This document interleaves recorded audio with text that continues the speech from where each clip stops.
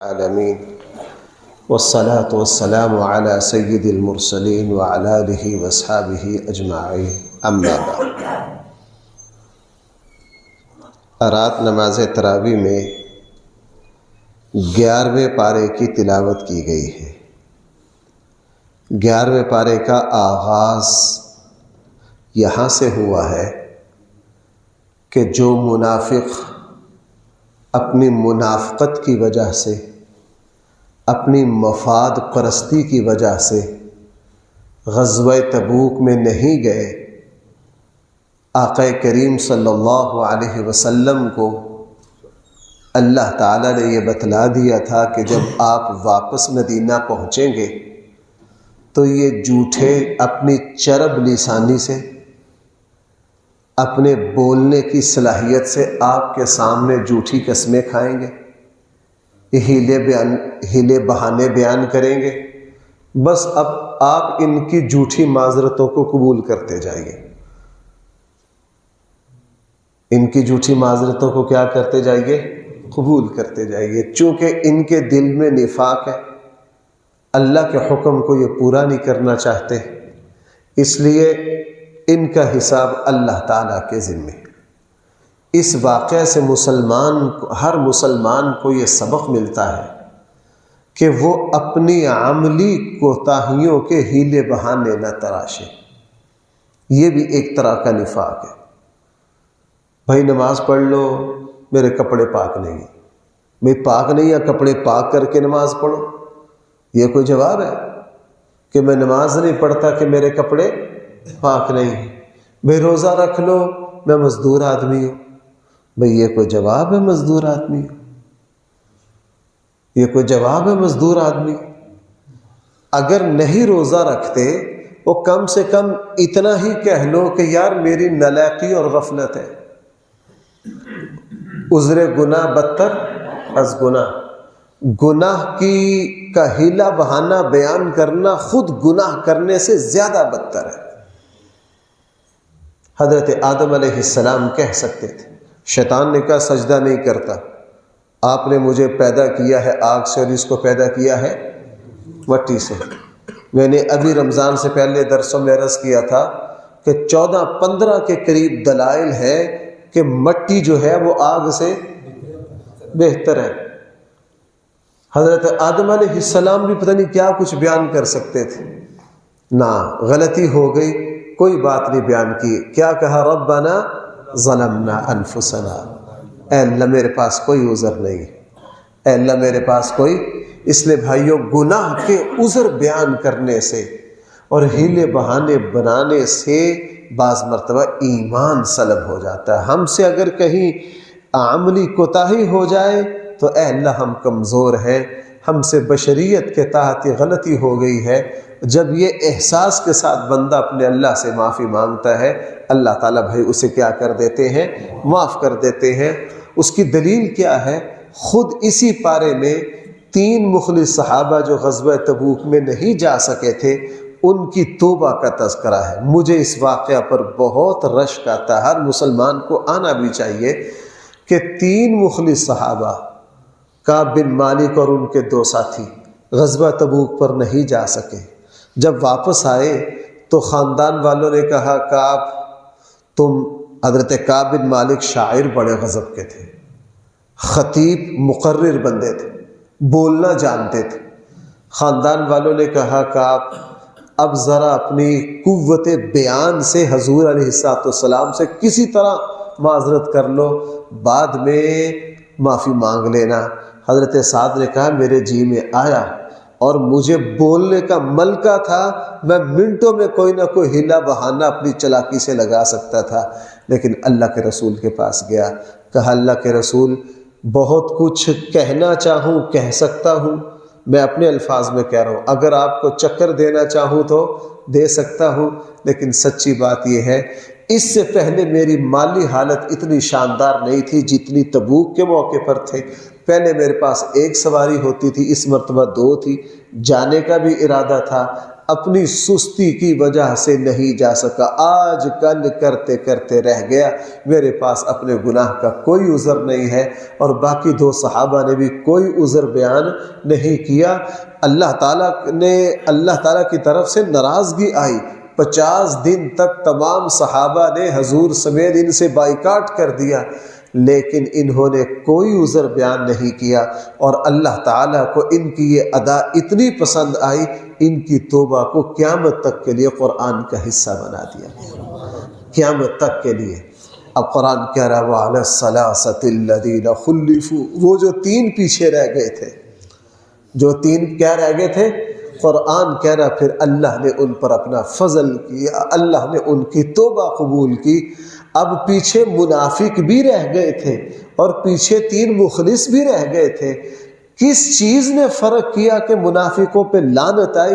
انہوں نے اپنے گناہ کے الٹے سیدھے بہانے بیان کیے، اور یہ 3 مخلص بھی پیچھے رہ گئے تھے، لیکن انہوں نے اللہ کے نبی کے سامنے اپنے گناہ کا کیا کر لیا؟ اعتراف۔ اس لیے بھائیوں، میں اور آپ بشر ہیں، کمزور ہیں، ہم سے بڑی کوتاہیاں ہوتی ہیں، بڑی نالائکیاں ہوتی ہیں۔ بھائی کبھی بھی اپنی غفلت اور کوتاہی کا، گناہ کا عذر بیان نہ کرو، یہ اللہ تعالیٰ کو بالکل پسند نہیں ہے۔ دوسری بات، قرآن کریم میں 11ویں پارے میں صحابہ اکرام کی تعریف کی ہے، فرمایا السابقون الاولون من المہاجرین والانصار والذین اتبعوہم باحسان رضی اللہ عنہم ورضوا عنہ، یہ وہ مہاجرین اور انصار جو اسلام قبول کرنے میں پہل کر گئے، اور بعد والوں نے جو ان کی اتباع کی، اللہ ان سے کیا ہو گیا؟ راضی ہو گیا۔ اللہ ان سے کیا ہو گیا؟ صحابہ اکرام سے بھائی کون راضی ہے؟ اللہ راضی۔ سورہ فتح میں ہے لقد رضی اللہ عن المؤمنین۔ میں اس موضوع پر میرا جی چاہتا ہے کہ پورے سال بندہ اسی موضوع کو بیان کرتا رہے۔ او بھائیو، ہم اہل سنت والجماعت ہیں، اور ہم کوئی شیعہ اور قادیانی نہیں ہیں، لیکن ہم اپنا ایک سبق بھول گئے ہیں کہ صحابہ اکرام کا اسلام میں کیا مقام ہے۔ صحابہ قرآن کریم ان کو ہدایت یافتہ کہہ رہا ہے، اولئک هم الراشدون اولئک هم المہتدون فضلا من اللہ ونعمہ لقد رضی اللہ عن المؤمنین اولئک حزب اللہ۔ یہ کس کی جماعت ہے؟ اللہ کی جماعت ہے۔ اس لیے صحابہ اکرام اسلام میں معیار ہے۔ صحابہ اکرام کیا ہے؟ ایک بات سمجھو بھائیو، اسلام کی بنیادی طور پر 3 دلیلیں ہیں، قرآن کریم، سنت رسول، حدیث رسول، اور نمبر 3 اجماع امت، مسلمانوں کا کسی چیز پر کیا کر لینا؟ اتفاق۔ صحیح حدیث ہے، اللہ کے نبی نے فرمایا میری امت کبھی بھی گمراہی پر جمع نہیں ہو سکتی۔ جس طرح بنی اسرائیل گناہ پر کسی بھی غلط چیز پر متفق ہو گئے، فرمایا میری امت کبھی بھی برائی پر جمع نہیں ہوگی۔ اللہ نے اس امت میں خصوصیت رکھی ہے۔ آپ دیکھ لیجئے اسرائیل کو تسلیم کرنے پر پونے صدی سے کون سے کوششیں ہو رہی ہیں، لیکن مسلمان متفق ہو گئے؟ قیامت تک ہو سکتے ہیں؟ نہیں۔ اللہ نے حضور کی برکت سے اس امت میں یہ طاقت رکھی ہے کہ یہ کبھی بھی گمراہی پر جمع، اس لیے امت کا کسی چیز پر متفق ہو جانا یہ دلیل ہے۔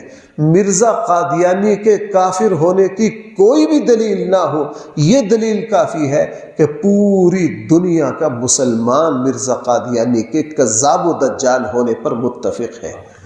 بھائی بات سمجھ آ گئی؟ یہ قرآن و سنت کے بعد سب سے بڑی دلیل یہ ہے کہ رسول اللہ، یہ امت کسی چیز پر کیا کر لے۔ اتنی بات سمجھ گئے؟ اب اگلی سمجھیے، اس امت کی سب سے اعلیٰ ترین جو چوٹی ہے وہ صحابہ کرام ہے۔ وہ بھی اس امت کا حصہ ہے کہ نہیں؟ بلکہ اس امت کا چہرہ ہے۔ پوری امت کسی بات پر متفق ہو جائے اور چہ جائے کہ اس امت کا سب سے اعلیٰ طبقہ صحابہ اکرام کسی چیز پر کیا ہو جائے، متفق ہو جائے، تو وہ 100% کیا ہوتی ہے، وہ دین ہو۔ آج لوگوں کو یہ غلطی لگی۔ اب کل ہی مجھ سے ایک دوست پوچھ رہے تھے کہ جی صحابہ یہ رمضان میں وتر تہجد میں پڑھنے چاہیے یا تراویح میں امام کے ساتھ پڑھنے چاہیے؟ بھائی امام کے ساتھ پڑھنے چاہیے، تراویح میں پڑھنے چاہیے۔ کیا لگا جی اس پر حدیث؟ میں نے کہا حدیث کی ضرورت نہیں ہے، چونکہ اس پر اجماع صحابہ ہے، سارے صحابہ کا کیا ہے۔ بھائی سمجھو، میں اسی نقطہ کو تھوڑا سا کھولوں، شاید کوئی خلاصے کا کچھ حصہ رہ جائے۔ بھائی اللہ کے نبی قرآن کریم اس کتابی شکل میں لکھوا کے گئے؟ نہیں۔ کس نے لکھا؟ امت کا اتفاق ہو گیا؟ کوئی مائی کا لال اس کو غلط کہہ سکتا ہے؟ یہ کس نے علی اتفاق کیا؟ صحابہ اکرام نے اتفاقاً۔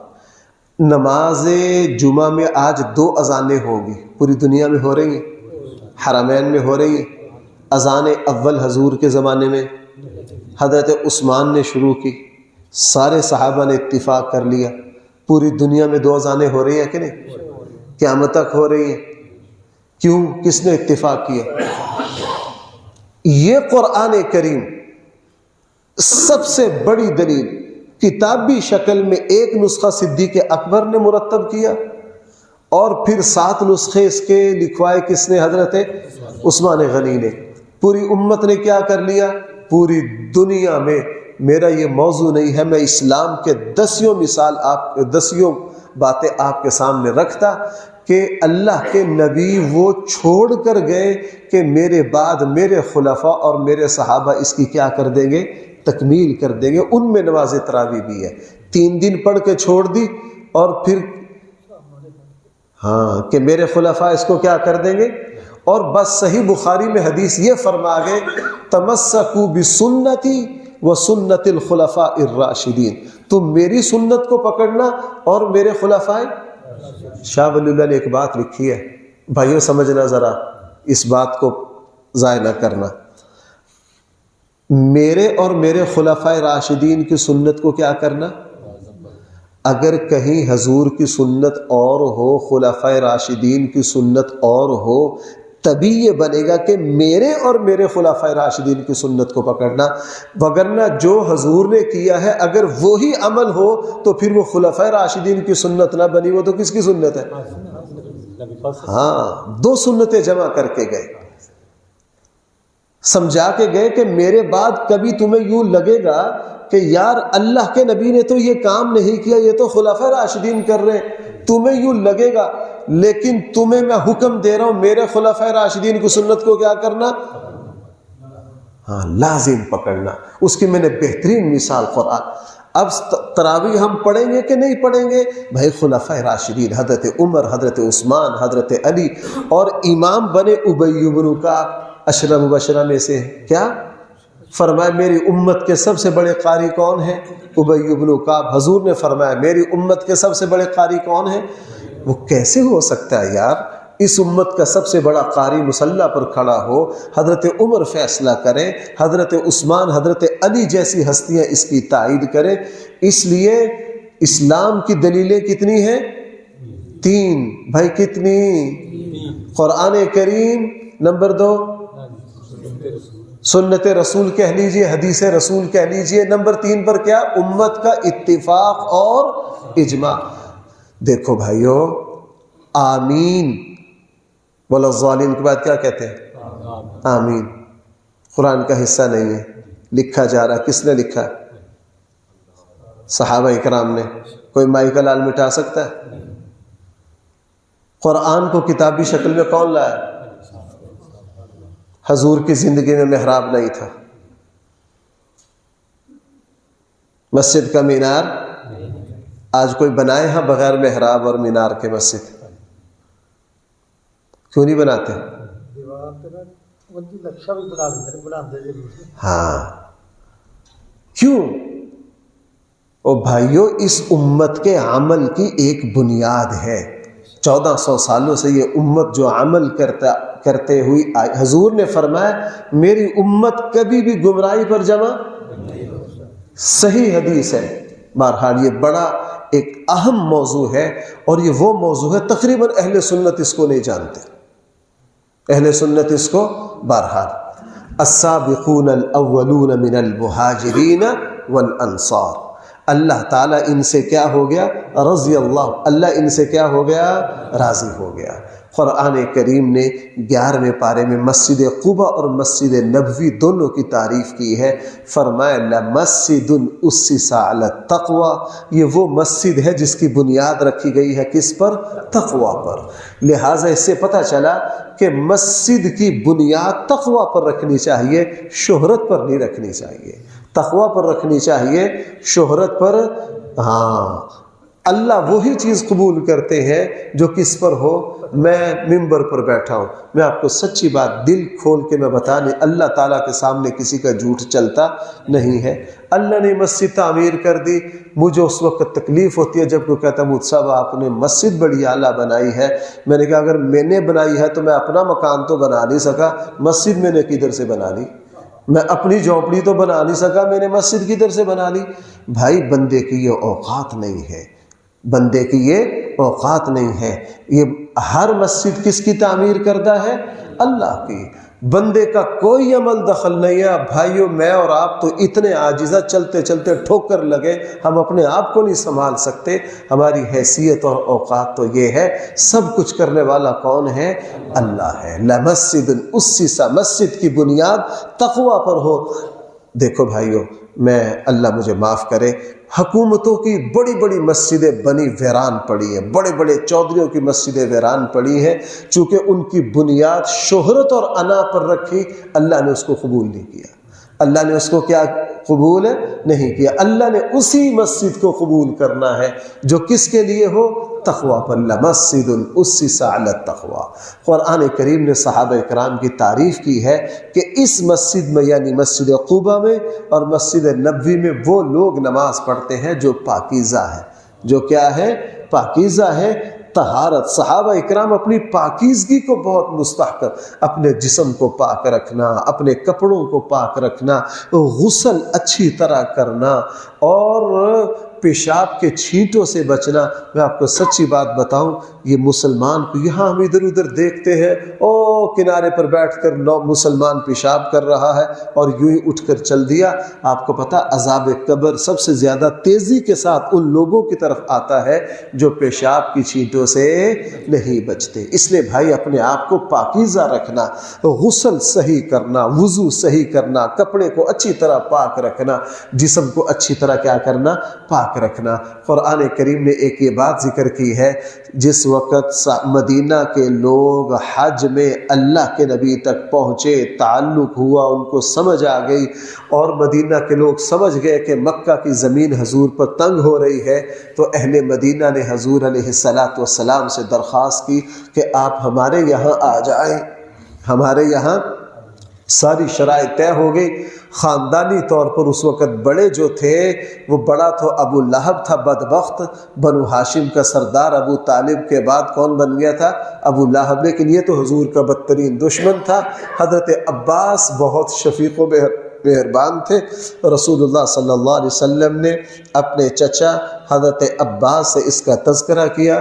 حضرت عباس نے کہا بھتیجے ان لوگوں سے مجھے ملا۔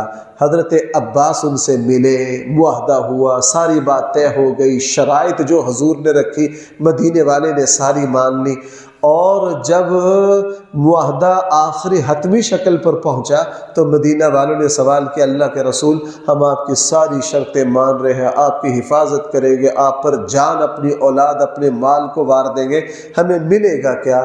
رسول اللہ صلی اللہ علیہ وسلم نے فرمایا تمہیں جنت ملے گی۔ کیا ملے گی؟ چونکہ نبی بڑی بڑی لالچ ہے، تو نبی یہ نہیں کہتا انشاءاللہ تمہیں وزارت داخلہ تمہاری، اینڈ آرمی چیف تمہارے اندر سے آئے گا۔ سارے پیکج تھے کہ نہیں؟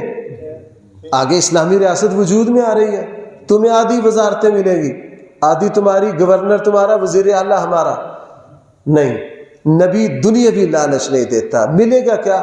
فرمایا میں کس چیز کا وعدہ کرتا ہوں؟ جنت کا وعدہ کرتا ہوں۔ اور وہ سوداگر بھی آگے بڑے سچے بڑے کھرے لوگ تھے، وہ سمجھتے تھے کہ اللہ کے نبی نے ریٹ کیا لگایا ہے، وہ سمجھ گئے کہ ریٹ صحیح لگا۔ ان کا اللہ کے رسول ہمیں یہ سودا منظور ہے، ہم جنت کے بدلے میں آپ کو مدینہ بھی لے کر جاتے ہیں، اپنی گردنیں بھی وارتے ہیں، اپنی اولاد اور مال بھی وارتے ہیں۔ جب یہ سودا ہو کر صحابہ اکرام اٹھ رہے تھے، قرآن کریم نے مہر لگا دی کہ یہ انہوں نے ایسا سودا کیا ہے جس کے بدلے میں انہوں نے اللہ کی رضا اور جنت کو۔ اس لیے میرے بھائیوں، یہ رمضان ہے، اس میں میں اور آپ اپنی نیکیوں کا سودا کس سے کریں گے؟ اللہ سے کریں گے۔ قرآن کریم نے ایک اس بات کا تذکرہ کیا ہے، ابراہیم علیہ السلام نے اللہ تعالیٰ سے دعا مانگی تھی، میں اپنے والدین کے لیے استغفار کروں گا، بخشش مانگوں گا۔ اللہ تعالیٰ کی طرف سے یہ بتا دیا گیا کہ آپ کے جو والد ہیں وہ کفر پر، وہ مشرک ہیں، اللہ تعالیٰ مشرک کو نہیں معاف کریں گے۔ جیسے ہی ابراہیم علیہ السلام کو پتہ چلا، فوراً کہا کہ میں مشرک سے بیزار ہوں، آئندہ کبھی ان کے لیے دعا نہیں کروں گا۔ قرآن کریم نے ایک یہ بات ارشاد فرمائی ہے 11ویں پارے میں، اے ایمان والو نیک لوگوں کے ساتھ رہو، سچے لوگوں کے ساتھ بیٹھو، کھرے لوگوں کے پاس بیٹھو۔ مجلس صحبت کا رنگ چڑھتا ہے، اپنا اٹھنا بیٹھنا ایسے لوگوں کے پاس رکھو، ایسے لوگوں کے پاس اٹھنا بیٹھنا رکھو جو تمہارے ایمان کو مضبوط کرے، تمہارے اندر عمل کا شوق پیدا کرے، تمہیں انسان بنائے۔ اٹھنا بیٹھنا ایسے لوگوں کے پاس نہ رکھو جو تمہارے اندر ناشکری پیدا کر دے، تمہیں دنیا کا پجاری بنا دے۔ اور قرآن کریم نے 11ویں پارے میں رسول اللہ صلی اللہ علیہ وسلم کی صفات بیان کی ہے کہ ہم نے ایسے رسول بنا کر بھیجے ہیں جو اپنی امت پر حد درجہ شفیق اور مہربان ہے۔ اور سچی بھائی یہ وقت تھوڑا سا ہوتا ہے، آقا کریم صلی اللہ علیہ وسلم، میں یہ قسم کھا سکتا ہوں کہ ہمارے ماں باپ بھی ہم پر اتنے شفیق اور مہربان نہیں تھے جتنے مہربان امت پر کون تھے؟ نبی کریم صلی اللہ علیہ وسلم۔ قرآن کریم نے ایک یہ بات ارشاد فرمائی ہے اس بارے میں کہ لوگوں کا مزاج یہ ہے کہ جب ہم ان پر آسانیاں ڈالتے ہیں، ان کو فراوانیاں دیتے ہیں، یہ ہم سے غافل ہو جاتے ہیں، اور جب ان پر مصیبت ڈالتے ہیں پھر ہماری طرف آتے ہیں۔ بھائیو، مومن کا کام یہ مفاد پرستی ہے، حالات اچھے ہو تو دعا مانگنے کی بھی توفیق نہیں، اور تھوڑے سے پریشانیوں میں آئے تو سارا دن ہاتھ اٹھا کر رکھے نہ۔ مومن ہر حال میں اپنے اللہ کو، مومن مفاد پرست نہیں ہوتا، خوشی ہو شکر کرتا ہے، پریشانی ہو تو کیا کرتا ہے؟ صبر کرتا ہے، وہ ہر حال میں اپنے اللہ کو یاد رکھتا ہے۔ قرآن کریم نے 11ویں پارے میں متقی پرہیز، اللہ کے ولی کون ہے، اللہ کے ولی کون ہے، اللہ کے ولی کون ہے؟ قرآن کریم نے ارشاد فرمایا اللہ کے ولی وہ ہے جو تقوی اختیار کرے، جو کیا کرے؟ آمنوا وکانوا یتقون، جن کے پاس ایمان ہو اور تقوی ہو، یعنی وہ اللہ سے ڈر کے اللہ کی نافرمانی سے بچے، وہ اللہ کے ولی ہیں۔ بھائی وہ کیا ہے؟ اللہ کے ولی ہے۔ پھر ان کے پاس وہ گدی نشین ہو یا نہ ہو، یہ شرط قرآن نے بیان نہیں کی۔ ان کے پاس جبہ کبہ ہو، مریدین لمبے چوڑے ہو، کوئی چیز ہو، ہم نے بزرگی کسی اور چیز کو سمجھ رکھا ہے۔ بزرگی دو چیزوں کا نام ہے، ولایت دو چیزوں کا نام ہے، ایمان کامل اور عمل صالح۔ کیا؟ جس کا ایمان کامل ہے اور جس کا عمل اعلیٰ ہے وہ کیا ہے؟ وہ متقی اور پرہیزگار ہے۔ پھر قرآن کریم نے حضرت نوح، حضرت موسیٰ اور ہارون کا تذکرہ کیا، اور حضرت موسیٰ اور حضرت ہارون کے ساتھ فرعون نے جو حد کر دیا ظلم کا بنی اسرائیل کے ساتھ، قرآن نے اس کا تذکرہ کیا۔ اور پھر قرآن کریم نے اس بات کا بھی تذکرہ کیا کہ جب فرعون پر اللہ کی پکڑ آئی اس وقت وہ ایمان لایا لایا اور اس وقت کا ایمان لانا ہرگز معتبر نہیں تھا۔ پھر قرآن کریم نے فیصلہ کیا کہ اللہ کا یہ فیصلہ تھا کہ اللہ فرعون کی لاش کو باقی رکھتے تاکہ وہ لوگوں کے لیے کیا ہو، عبرت ہو، اور اللہ نے اس کو عبرتگاہ بنا دیا۔ اور پھر سورہ 11ویں پارے کا اختتام یہاں کیا کہ اے لوگوں، نفع نقصان اللہ کے پاس ہے۔ نفع نقصان کس کے پاس ہے؟ اللہ کے پاس ہے۔ اور یہ بات سورہ انعام میں بھی گزر چکی ہے، چونکہ نفع نقصان کے بارے میں انسان بہت حساس ہے۔ جدھر نفع دیکھتا ہے بھاگتا ہے، جدھر نقصان دیکھتا ہے ادھر سے ڈرتا ہے۔ اس کو ہر وقت نفع کی خواہش رہتی ہے اور نقصان کا خطرہ رہتا ہے۔ یہ بھائی انسان کی نفسیات ہے یا نہیں؟ انسان کی نفسیات ہے۔ ایک مسلمان کو یہ حکم دیا ہے تم اسباب صحیح اختیار کرو، تدبیر صحیح اختیار کرو، اختیار کر کے پھر اپنا ایمان یہ رکھو کہ نفع نقصان دینے والے صرف اور صرف کون ہیں؟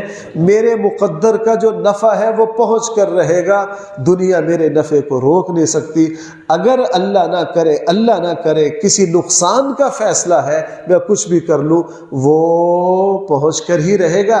اس لیے مومن کا کام یہ ہے کہ وہ اللہ سے دعا بھی مانگتا ہے اور اللہ کی پناہ میں بھی آتا ہے۔ اعوذ باللہ من الشیطان الرجیم۔ ہم کس کی پناہ میں آتے ہیں؟ ہمارے ایک بہت بڑے استاد تھے، پاکستان کے بڑے محدثین میں تھے۔